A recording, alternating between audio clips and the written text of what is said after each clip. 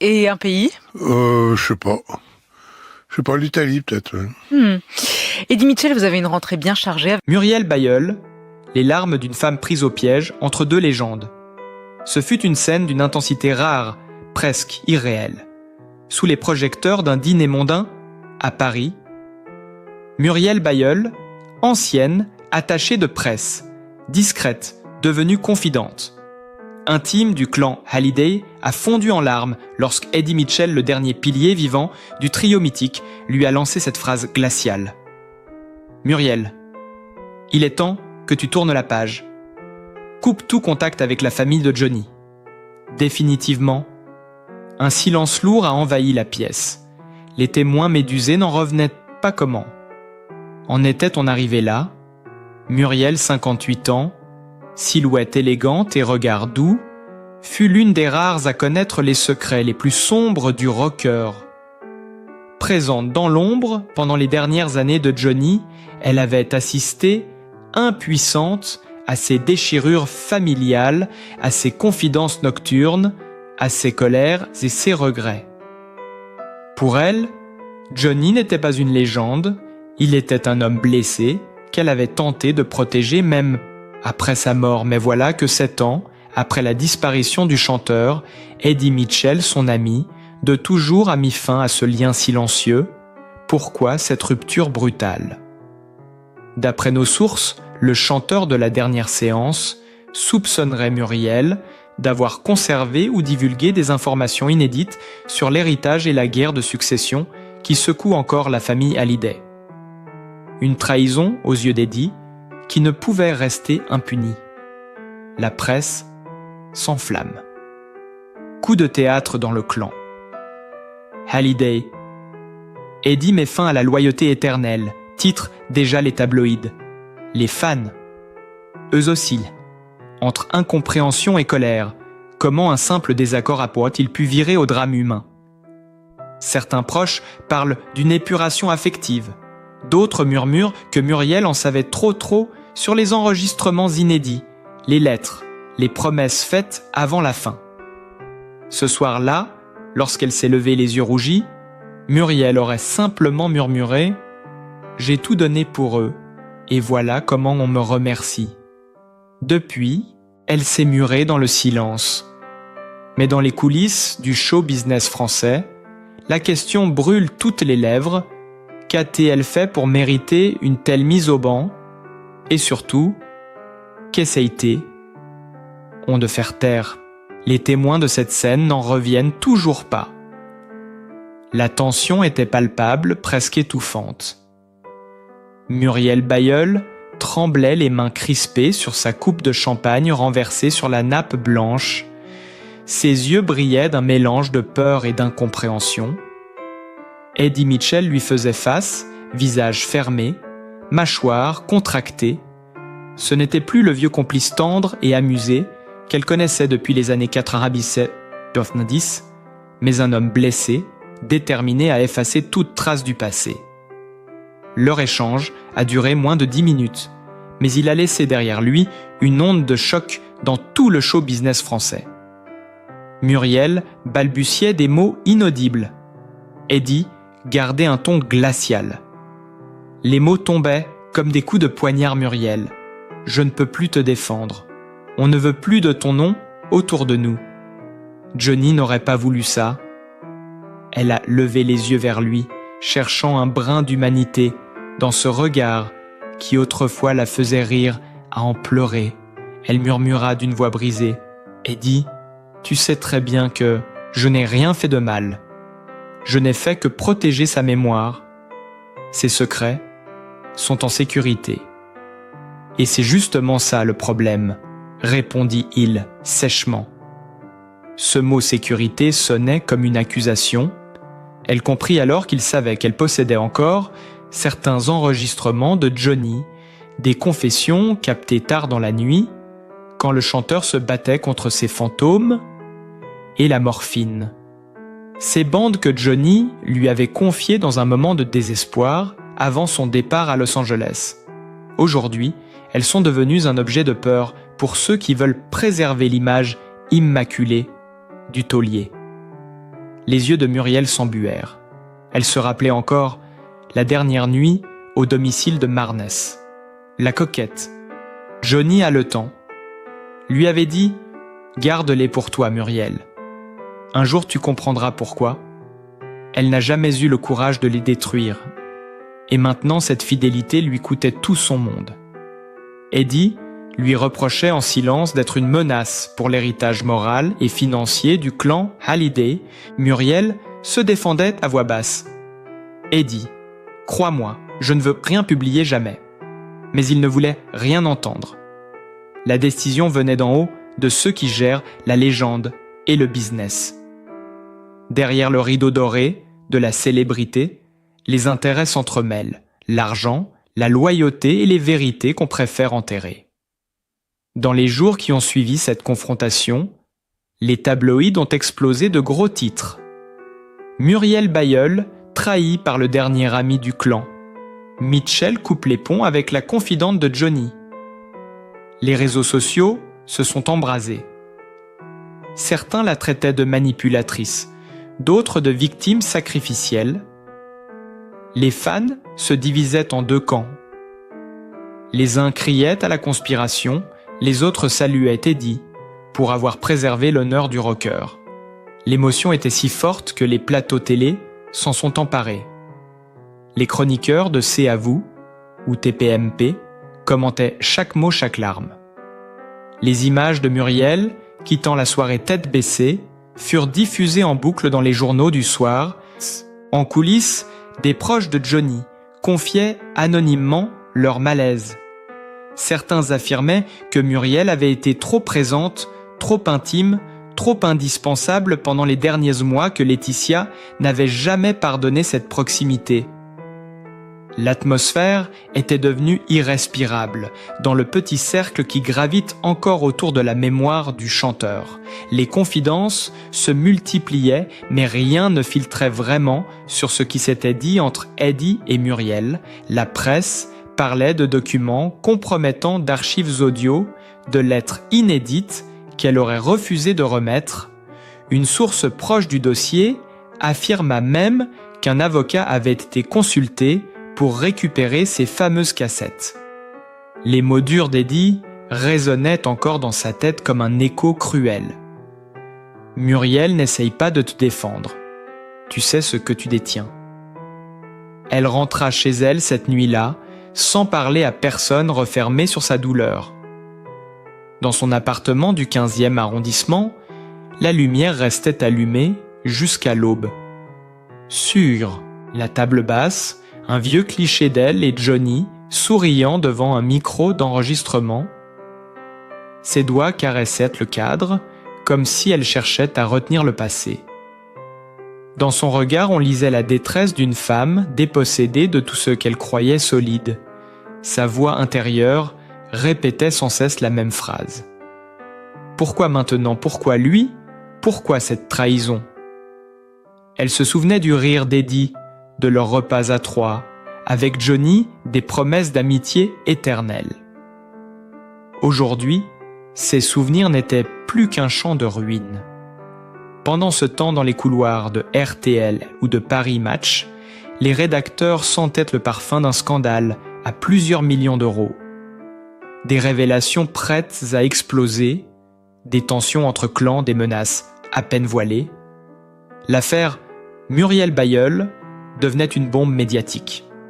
Les plus cyniques parlaient déjà d'un nouveau chapitre du feuilleton Halliday, avec tous les ingrédients du drame français, la trahison, l'argent, le secret et les larmes. Ce qui avait commencé comme un dîner privé s'était transformé en un champ de bataille où chaque mot pouvait valoir une carrière. Muriel, désormais isolée, observait ce déferlement de rumeurs sans pouvoir se défendre. Son téléphone n'arrêtait pas de vibrer, journalistes anciens, amis producteurs, tous cherchaient à savoir ce qu'elle détenait vraiment. Ses yeux rougis fixaient le vide. Elle savait que parler signifierait sa perte, mais se taire la condamnerait tout autant. Les heures passaient, le silence devenait insupportable. Dans son esprit résonnaient encore les derniers mots d'Eddie. Cette fois, c'est fini. Muriel, il n'y aura pas de retour. Elle avait voulu croire à une famille, à une fidélité, à une vérité partagée. Aujourd'hui, elle ne voyait plus qu'un rideau de mensonges, un système prêt à broyer quiconque s'approche trop près de la légende. Derrière les lumières de Paris, sous le vernis du glamour, une femme pleurait seule dans la nuit, se demandant si aimer trop fort une étoile n'était pas le plus grand des crimes. Les jours suivants furent un tourbillon de bruit et de fureur. Muriel Bailleul n'avait plus de répit. Chaque matin, elle découvrait dans les journaux une nouvelle phrase arrachée à son passé. Des photos volées de son appartement, des titres cruels. Muriel la femme qui en savait trop, ou encore la confidente bannie du mythe, Hallyday. Les caméras campaient devant son immeuble. Les voisins chuchotaient sur son palier et les amis d'hier évitaient désormais ses appels. Dans cet isolement forcé, elle se battait pour ne pas sombrer. Ses larmes l'avaient séchée, mais son regard restait perdu dans un mélange d'incrédulité et de colère. Ce qu'elle avait vécu avec Johnny n'était pas une histoire de secret, mais une histoire d'humanité, de douleur et de vérité partagée. Pourtant, aujourd'hui, tout semblait transformé en arme contre elle. Un soir, en triant ses vieux courriels, elle tomba sur un message de Johnny, daté de 2016. Une phrase courte, presque anodine, mais qui désormais prenait un sens tragique. « Merci d'être là, Muriel. Les autres jouent un rôle. Toi, tu me regardes vraiment. » Cette phrase la transperça. Elle comprit que c'était cette authenticité-là que le clan voulait effacer. L'existence de Muriel rappelait un Johnny vulnérable, vrai, loin du héros de marbre qu'on voulait vendre au public.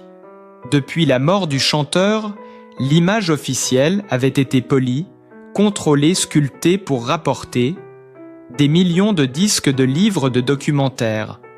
Un empire bâti sur la mémoire d'un homme qu'on ne voulait plus humain. Muriel. Elle détenait la part d'ombre et de tendresse, cette part qui dérange ceux qui vivent du mythe. Pendant que la machine médiatique broyait son nom, elle recevait un appel inattendu.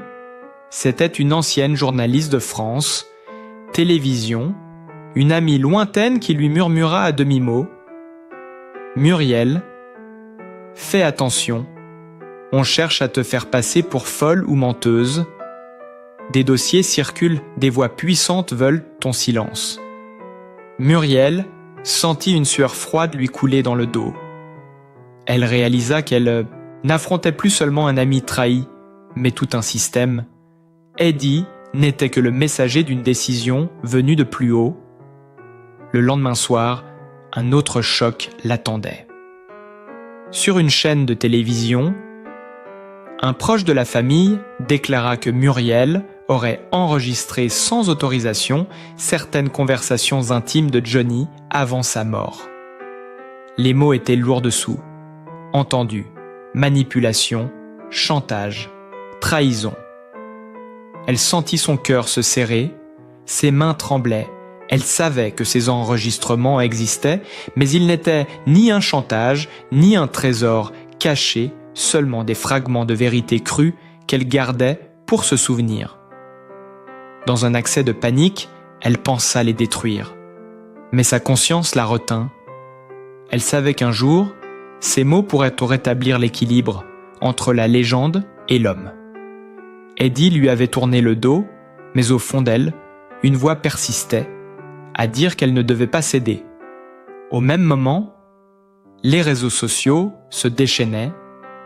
Hashtag, insultes, montages, vidéos on l'accusait d'avoir trahi la France entière, de salir la mémoire du rocker. Des fans en pleurs déposaient des fleurs devant la tombe de Johnny criant « Justice pour notre idole ». Des autres plus lucides demandaient qu'on entende enfin la version de cette femme effacée. Les talk-shows rivalisaient d'indiscrétion. On ressortait de vieilles photos d'elle aux côtés de Johnny, à Los Angeles, à Saint-Barth, parfois à deux dans la nuit. Devant le studio, les experts autoproclamés parlaient de liaisons secrètes, de jalousie, de promesses non tenues. La vérité, elle se noyait dans le vacarme. Muriel regardait tout cela à la télévision sans un mot. Ses yeux ne clignaient presque plus. Sur la table du salon, les journaux s'empilaient. Elle lisait chaque mot, comme on examine une blessure ouverte. Son téléphone vibra encore un message, anonyme court et froid. « Vous savez trop de choses. Il est temps de partir. » Ces mots glacèrent son sang. Elle comprit que l'histoire avait dépassé la simple rancune d'un ami. C'était devenu une guerre d'images et de pouvoir. Dans les coulisses de cette tragédie, des producteurs, des avocats et même certains membres de la famille tentaient de s'assurer que rien ne sorte, pas de voix, pas de témoignages, pas de bande. Et pourtant, dans le silence de la nuit, Muriel écoutait parfois un extrait la voix rauque de Johnny qui lui disait, entre deux toux fatigués, « On m'a volé beaucoup de choses. Muriel, mais ils ne me voleront pas mon âme. » Ces mots résonnaient comme une promesse. Elle serrait contre elle le vieux dictaphone sentant son poids, comme celui d'un secret trop lourd à porter. Dans la rue, les flashs continuaient à crépiter, les curieux à attendre un signe d'elle. Mais Muriel ne sortait plus. Elle n'était plus qu'une silhouette, derrière un rideau, tirer une ombre parmi les ombres. Pendant ce temps, Eddie Mitchell fuyait les questions des journalistes. Son visage fermé, ses phrases mesurées, il affirmait simplement vouloir la paix. Mais certains proches affirmaient qu'il avait reçu des pressions que la décision n'était pas la sienne, qu'il avait été contraint de couper les ponts pour sauver l'équilibre fragile d'un empire en train de se fissurer. La France découvrait médusée que derrière le mythe de la fraternité, Halliday se cachait un univers d'intrigues, de menaces et de loyauté brisée. Dans les cafés de Pigalle, on ne parlait plus que de ça. Muriel, la maudite, ou Muriel, la victime. La frontière entre vérité et mensonge se brouillait chaque jour un peu plus. Et au milieu du vacarme, cette femme silencieuse continuait à se battre seule pour ne pas être effacée. Les semaines passèrent, mais la tempête ne faiblissait pas. Muriel Bailleul était devenue un nom que l'on prononçait à voix basse dans les cercles du show business, une présence gênante, un fantôme qu'on voulait faire disparaître des mémoires. Elle ne donnait plus d'interviews, refusait les invitations à la télévision et vivait recluse dans son appartement du 15e arrondissement. Les rideaux toujours tirés, le téléphone souvent éteint, elle passait ses journées à trier des souvenirs, des lettres, des coupures de presse, des photos, où Johnny lui souriait d'un air complice. Parfois, elle éclatait en sanglots en voyant son écriture trembler sur un vieux mot griffonné. « Merci pour ta patience, Muriel.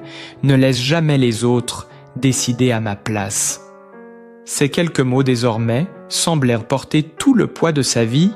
Un soir de novembre, la pluie battait sur les vitres et la télévision diffusait un documentaire inédit sur la légende Halliday.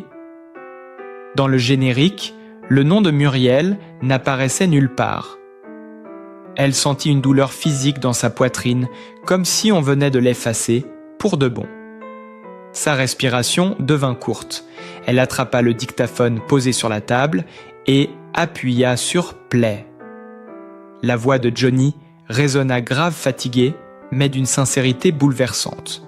« Muriel, tu sais ce qu'ils feront de moi quand je ne serai plus là. Ils transformeront ma vie en marché. Mais tant que tu seras là, tu pourras rappeler qui j'étais vraiment. » Elle resta immobile, les larmes coulant sans bruit sur ses joues. Ces mots étaient devenus son fardeau et son arme. Pendant ce temps, les médias continuaient leur chasse.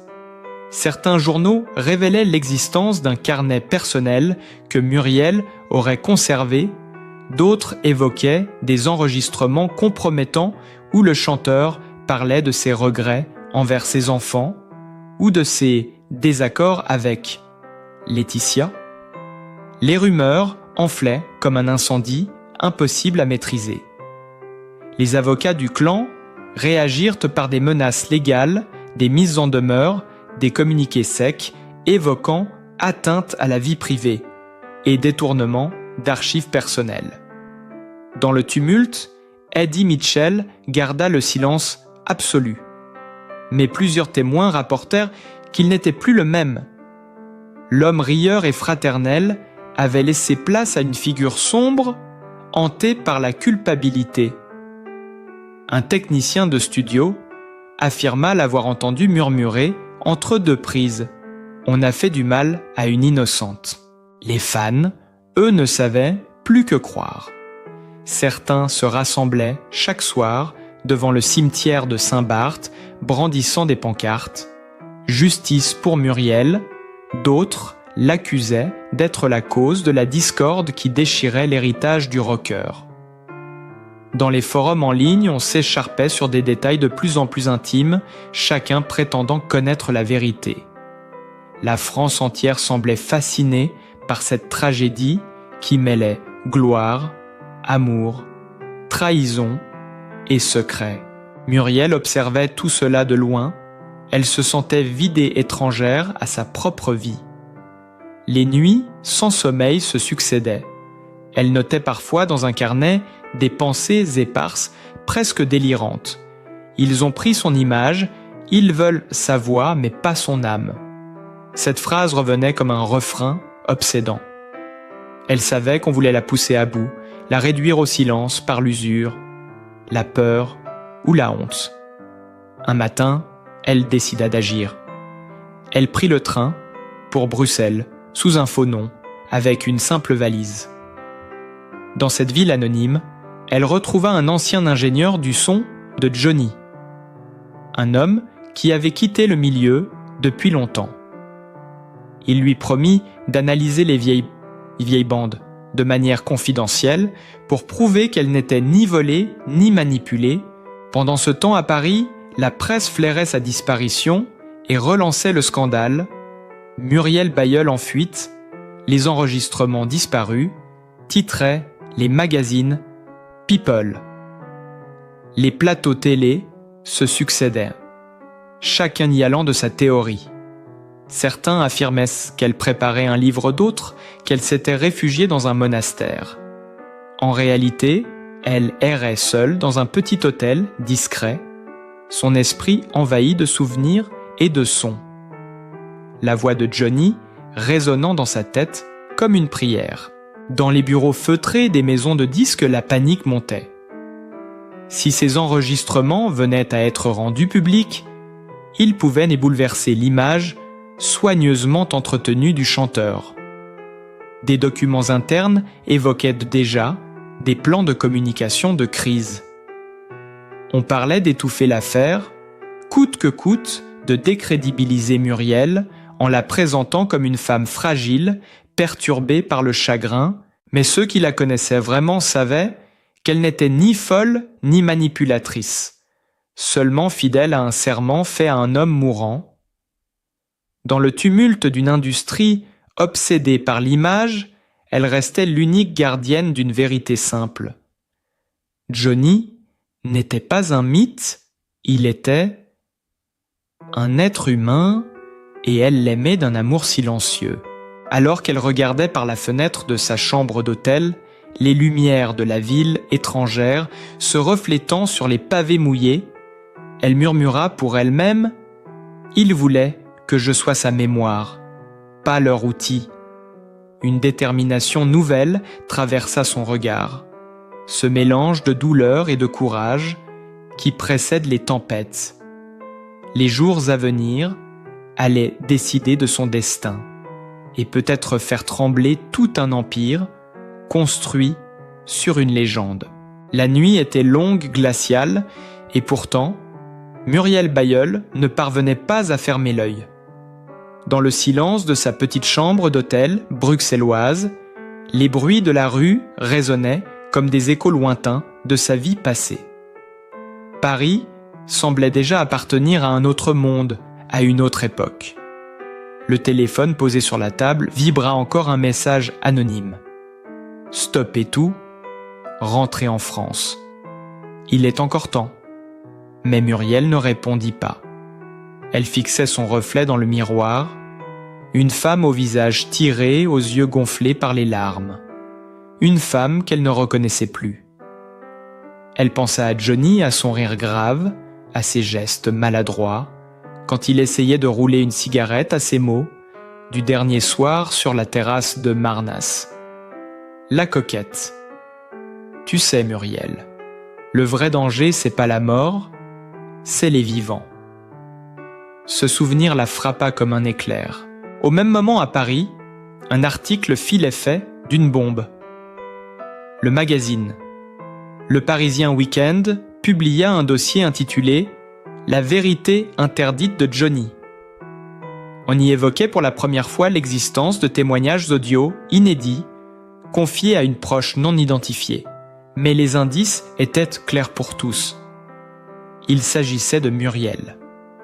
Les rédacteurs parlaient de confessions bouleversantes sur l'amitié brisée avec Eddie Mitchell, sur ses doutes quant à son héritage, sur ses regrets envers ses enfants.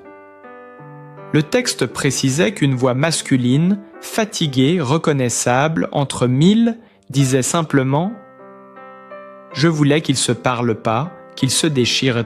Ce fut un choc national. Les réseaux sociaux explosèrent.